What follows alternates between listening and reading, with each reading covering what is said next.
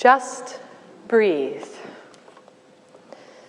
In and out.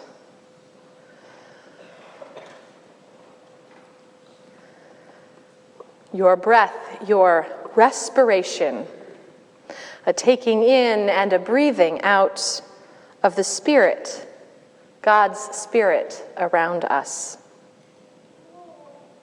Can you feel that Spirit sometimes calming and soothing, sometimes enlivening and encouraging?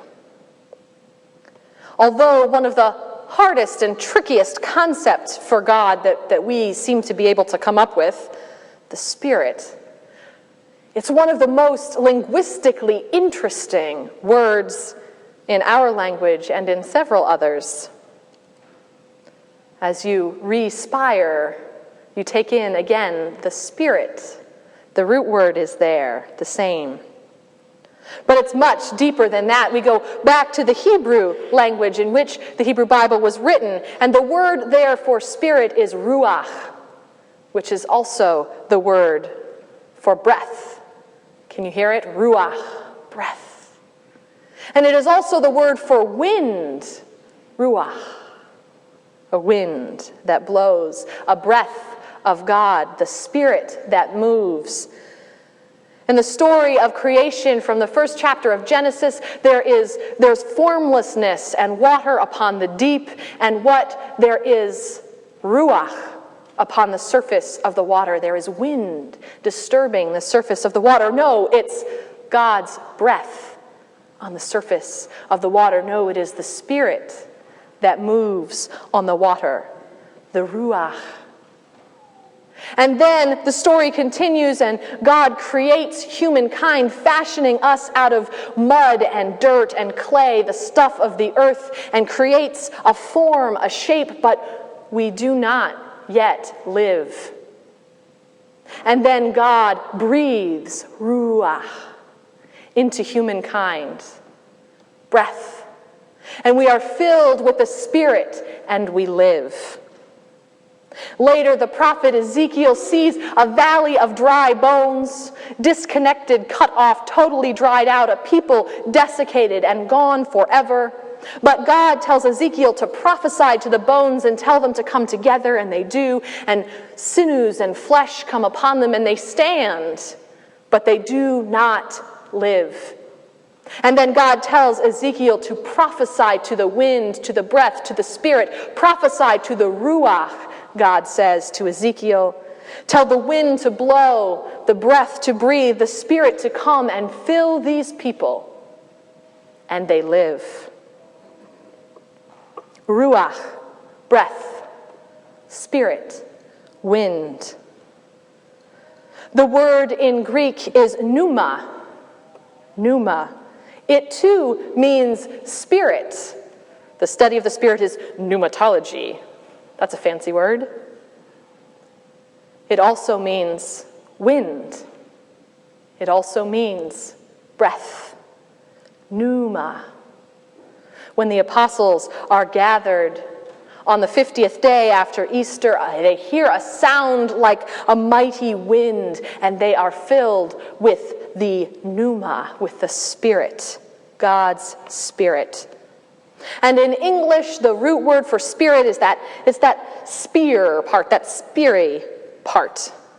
And it gives us all sorts of wonderful words, like when we take in the Spirit, we are inspired, filled with the Spirit. We've brought the Spirit into us, and we take it in and give it back out, and take it in and out again, and we respire. Our respiration draws the Spirit into us and gives the Spirit out into the world, so that we are continuously filled again and again and again with the breath, with the Spirit of God.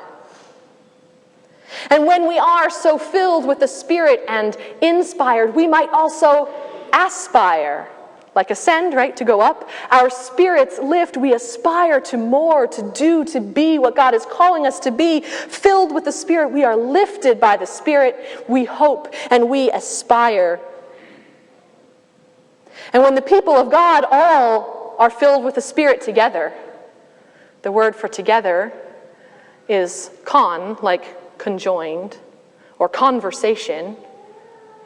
When the people of God work in the Spirit together, we conspire in a good way.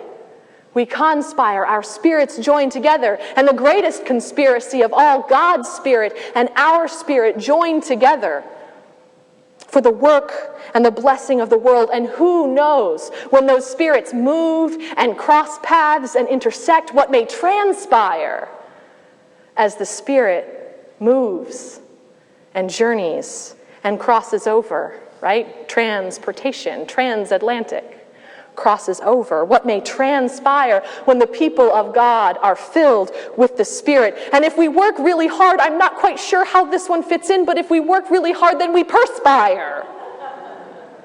Which might mean that we are seeping spirit out into the world. I'm not entirely sure. I'm told that horses sweat and people perspire. We leak spirit into the world, perhaps.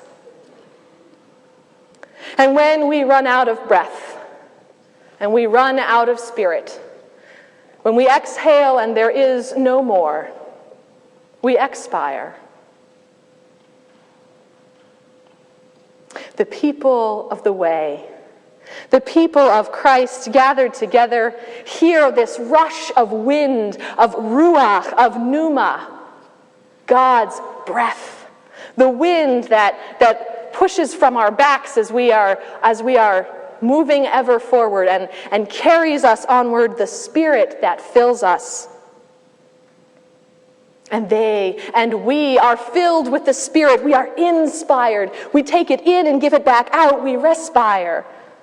And together we aspire to do the work that God has called us to do. We conspire to do it together. And oh, people of God, what glorious things transpire.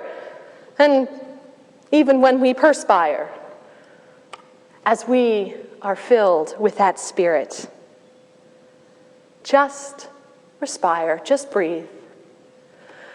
Breathe in the Spirit of God around us, God's own breath.